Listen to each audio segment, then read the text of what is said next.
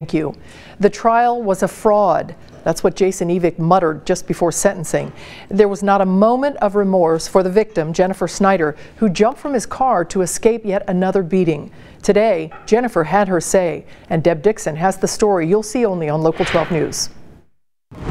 Jennifer Snyder in court today with her newborn daughter wearing a purple bow, the power color for survivors of domestic violence, compared with Jennifer last March.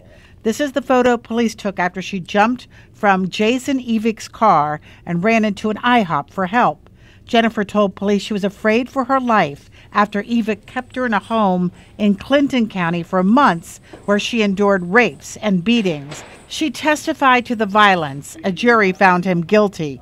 Today, she stood feet from him at his sentencing to say she was his last victim.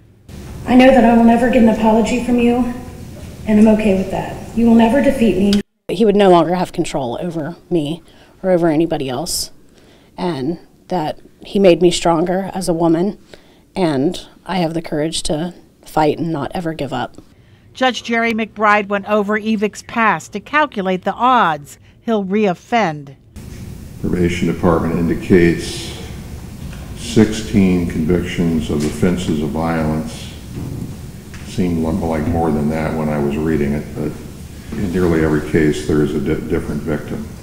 In fact, it is virtually certain that Mr. Evick will reoffend. Evick got the maximum sentence allowed, 7 years in prison.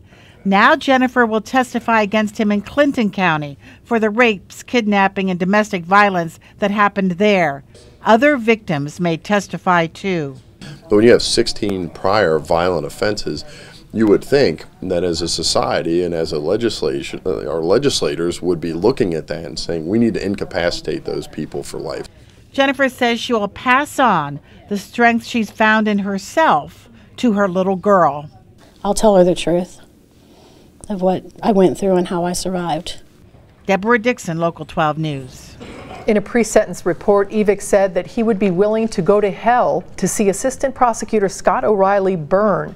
In 2005, Evick was in on the murder of Michael Fish, who was set on fire while alive. Evick got off by testifying against Jeff Everly, who is in prison.